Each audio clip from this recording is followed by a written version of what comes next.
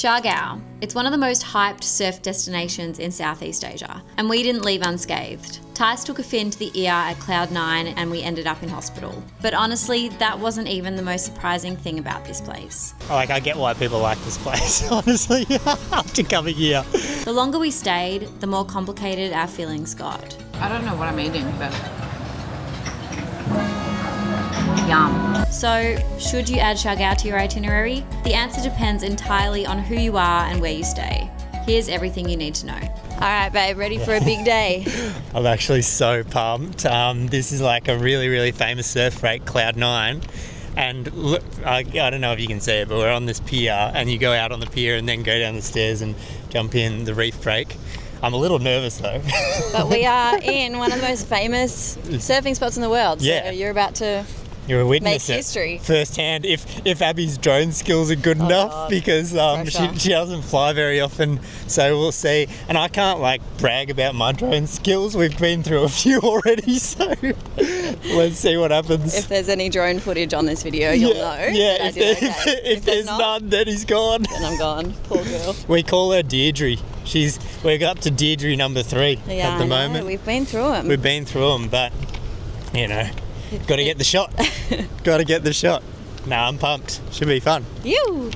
Siargao sits off the northeastern tip of Mindanao in the Philippines, and unusually for an island this beautiful, it has its own airport. Flying from Cebu in about an hour or directly from Manila in just over 2. From the airport, it's just a 45-minute transfer south to General Luna, which is where almost everyone stays. Cloud 9, where I'm about to paddle out, is the reason most of them come. Right out the front, you can hire a board from around 200 pesos per hour, and there are plenty of shacks competing for your business, so you won't miss them. Private coaching also runs 500 to 800 pesos per hour, and if you're new to reef breaks, it's genuinely worth it. Oh, babe. What happened? Good, yeah. Oh, by what? The board? The board, yeah. Your board? Yeah. Okay. That's right. Are you okay? Yeah. Thank you. Was it a big hit? I think I don't know where it hit me. Have a look. You feeling okay, like not concussed or anything? No, I'm not concussed. Shit, did you get a wave? Nah, it was my first one. Fucking hell. It's not that bad. Come on. I can't tell. I can't see anything, but it looks like there's a big kind of cut. A fin to the ear, not the reef, just to clarify, though the reef here is absolutely capable. What actually got us was how this played out. A couple of locals spotted me and immediately came over. They pointed us to the first aid tent set up for the surf comp and made sure we knew where to go. It was a small thing, but it was genuinely kind, and honestly, it was the first real warmth we'd felt from anyone since we'd arrived. Worth knowing for your session, mid to high tide is when Cloud 9 is at its best. The wave shape is better and the reef isn't sitting as shallow underneath you, so just make sure you check the tide times before you paddle out. So today's taken a bit of a turn for the worst. Not expecting, what we're doing right now is not what we were expecting, but that's okay. We got to go with the flow. These things happen, accidents happen, so we're on our way to Dapa. We firstly got sent to the medical centre. She said that there's cartilage broken. So, not broken, split. So she's not trained enough to stitch that up. So now we're heading to the main hospital on the island, which is in Dapa, and it's about a 25-minute drive away. We were going to scoot, but I'm not very confident on the scooter. And Tice, the wind in your hair when you've got a broken ear hurts a bit. So yeah, we've opted for a tuk-tuk. Just cost us $1,000. Probably got a little bit ripped off on my bad. I panicked and I was like, okay, just take us. Getting around Siargao, most people hire a scooter for around 350 to 500 pesos per day, and is genuinely the best way to move around freely. But for shorter trips within General Luna, tuk-tuks are absolutely everywhere. Standard fare is around 50 to 150 pesos. We might have paid slightly more than that in our rush to the hospital. It's just a bit of an annoying start, but you got to be thankful, like nothing bad happened and just going to go get stitched up. Could have been worse. I was saying it could have been brain injury, could have been, One thing about Siargao that caught us off guard, and we say this having travelled a lot of Southeast Asia, is that General Luna is not cheap. Not by Philippine standards anyway. Tourism here has exploded after the pandemic and prices followed. Restaurants, accommodation, even basic supplies, it's all priced up in a way that works for visitors but has genuinely pushed a lot of the locals out of their town. The hospital didn't even have what I needed, and Abby actually had to go and hunt it down at the pharmacy herself. So Tice is waiting and they've sent me to go get supplies from the pharmacy because they don't have all the supplies that they need. And I remember thinking and lying there that for a town doing this much tourist business, the infrastructure still hadn't caught up. When an island gets built around what tourists want rather than what the people who actually live there need, it tends to show. And we're not saying that's the whole story of why the vibe felt off, but it's definitely part of it. This feed's been a long time coming. It's 12:45. And we have only had like little pancake things that we had to buy as we were waiting for Tice to get stitched up. But Covada is definitely a place that you need to come to. Institution here, some would say. I think it's closed on a Sunday though. We actually tried to go on Sunday last week, but we couldn't get here obviously because we're closed. So we've come today, and boy oh boy, it's like kind of buffet style, very popular style of Filipino cuisine here. It's like little bits and bobs. So you've got meat, we've got meatballs, we've got chicken, we've got pumpkin curry, which I'm super stoked about. And this dish was 410 pesos. Covada gets recommended by everyone and it earns it. Proper Filipino food, generous portions, great value. Although we will say this, standing there waiting to be seated while 3 staff members looked straight through us was definitely a vibe we were starting to recognise. We basically had to shout to get someone's attention. If you're looking for a more Western style brunch, there's a couple of spots that you should definitely check out. Brunch spot in Siargao is awesome and you should try the curried eggs. Mondays is lovely, laid back, and probably the cafe that most people are going to talk about. And Yoked is also an awesome place where you can get a mixture of both Western and local breakfast. Eggplant's delicious. Meatball. Tice said this was great. Tasty. We worked out the total is $9.80 for that whole meal, 410 pesos, which is actually pretty good. And we were comparing this to another one that we had the other day called Tuna Road. We stopped in on our way home back for breakfast because we cook breakfast at home. It was like $3.50 for some takeaway, so maybe comparable, maybe not. But this is definitely one that you need to check out. We're actually about to head over to and have a second meal right now because we couldn't toss up between which place we wanted to go for lunch today. And whenever that happens, Tice and I like to have both. So we have one meal here and then we have one meal over there. So we're going to go. Let's go. Sizzling pork sisig. That's what we've come for, ladies and gents. Okay, so we've ordered the sizzling pork sisig from this restaurant called Hapag. Now, we heard about this restaurant and this dish specifically when we ventured up north to the top end of the island. Tice actually served that day at Pacifico Beach, which is absolutely stunning. Be careful. Cowabunga, dude. Let's go. Really, really cute area. We also might recommend staying there if you want a little bit of like more chilled time. Anyway, I'll get to where you should stay a little bit later. But yeah, we had a coffee at a coffee shop opposite the beach and we met this lovely girl from Melbourne. She lived in St Kilda actually, and we got chatting and she recommended that we come and have the sizzling pork sisig from this spot specifically. Sizzling before. Do we do this? Do a little bit of mixy? Turns it into like a little scrambled egg. All right.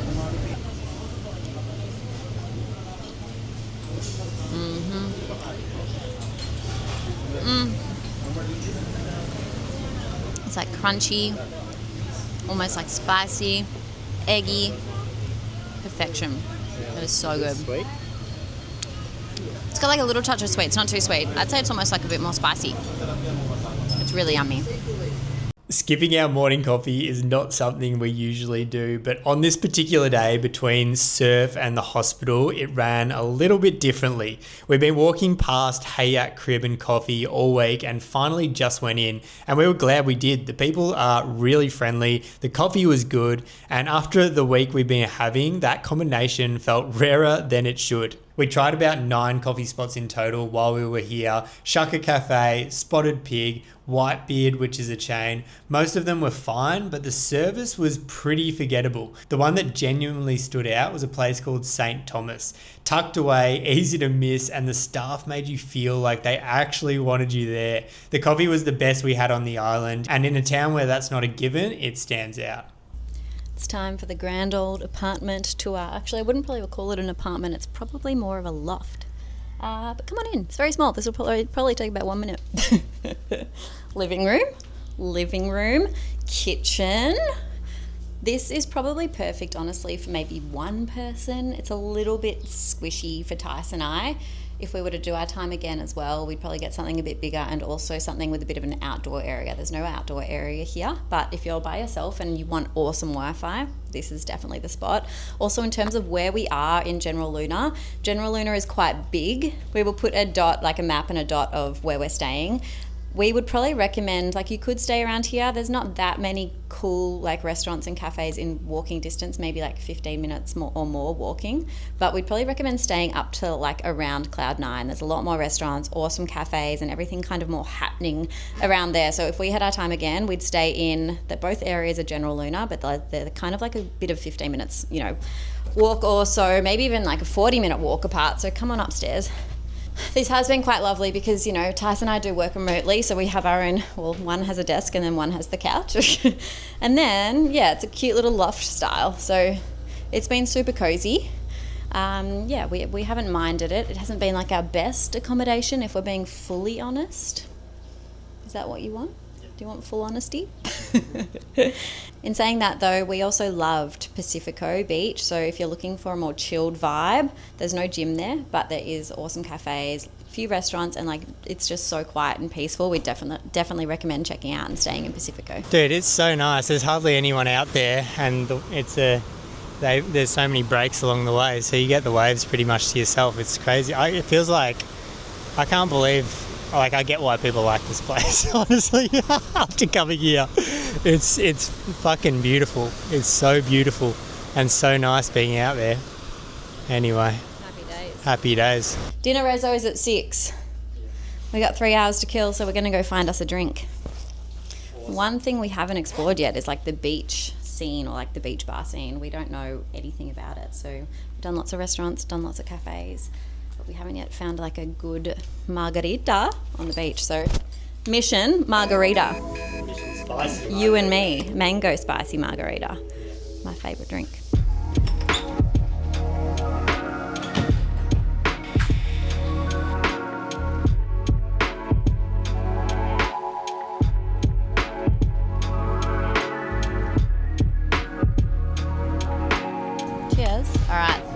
Tice asked for extra spicy. It's funny because I think they put the spice. We had a similar drink last night, and they just put the spice on the rim. They don't put it in the drink. Complimentary chippy chips. Honestly, the service has been great here, but it's a bit hit and miss wherever you go in General Luna. Sometimes they're fantastic, and then other times you get completely ignored. So just keep that in mind. You need some thick skin. Yeah, actually, on that, it's one of those things where, like, we went to the pharmacy before and we said, I was like, hello, and there's 3 people in there and none of them even looked at me, and like I'm the only customer. So that happens very often. I honestly believe it could be a General Luna thing. By this point in the trip, we'd started to understand Siargao a little better. The coldness wasn't everywhere. It was patchier than that. The right person, the right place, the right part of the island, and it felt completely different, which made us wonder whether we just stayed in the wrong spot the whole time. And we'll talk more about that in a second. One thing that I had to show you guys, this beer, famous in the Philippines, and San Miguel, who are like very popular all over Asia, and probably one of the best beers to have all over Asia. They created this beer for the Filipinos because they love it strong. and the locals are telling me that I need to have this as a painkiller. It'll be the best painkiller I ever have. So, you know, you got to take the local advice and give it a crack, and I'll give you a live tasting. Very easy to drink. Would be happy with a sponsorship from San Miguel, that's for sure.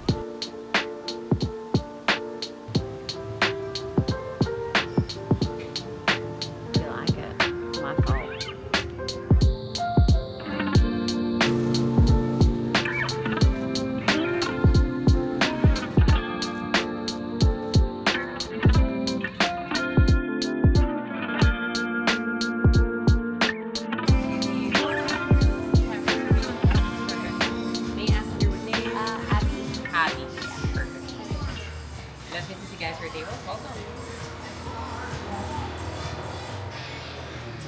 It's really surprised me how good all the food and restaurants are while we've been here, because I think when we booked it, I was thinking this island's so small, how could it, you know, live up to the expectations of the other ones we've been on so far, like Sri Lanka, a whole country, and has epic food. But honestly, we've been to some amazing restaurants, and we've just arrived at Roots right now, and it already is wowing us with how beautiful it is.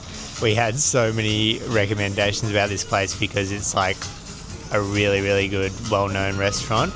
And then they also do these like special lunches. We were going to do one of them, this like banquet style lunch with some of the other restaurants who are very well known in the area. But we decided against it. I think it was like $300. I was like, come on, we're not in Melbourne. But I'm excited to see what this place has in store for us. First impressions, they know how they do it. Vibe's good, people are nice. I'm enjoying it. Abby wants to have a wine, and I think we will. The food scene in Siargao is actually one of its strongest suits, and we ate our way through enough of it to give you a proper rundown.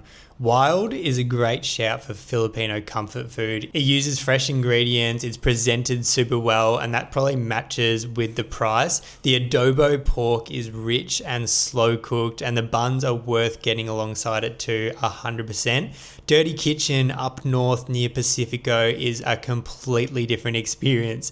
Open air, surfers coming off the water, and a view that is impossible to beat. It is one of the most beautiful places to go have a breakfast. Make sure you get the surfers plate. And then there's Sev's. It's the one that surprised us the most. It's a ceviche bar, and the best one to order, in our opinion, is the Pacifico. The spring rolls stuffed with fish are also absolutely fantastic, but you must book this in advance, like sometimes a week in advance. There is walk-ins, but it means you're going to have to wait quite a while. These three places actually delivered, which kind of made what came next sting a little bit more.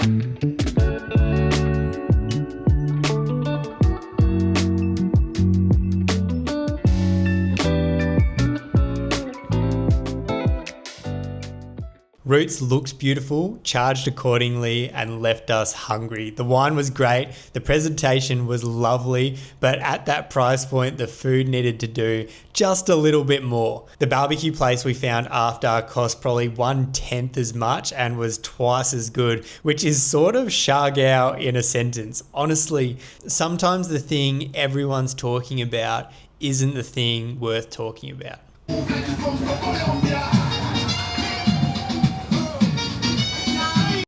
I'm going to give you my honest opinion. I'm actually not sure about this place. I don't know if you should come.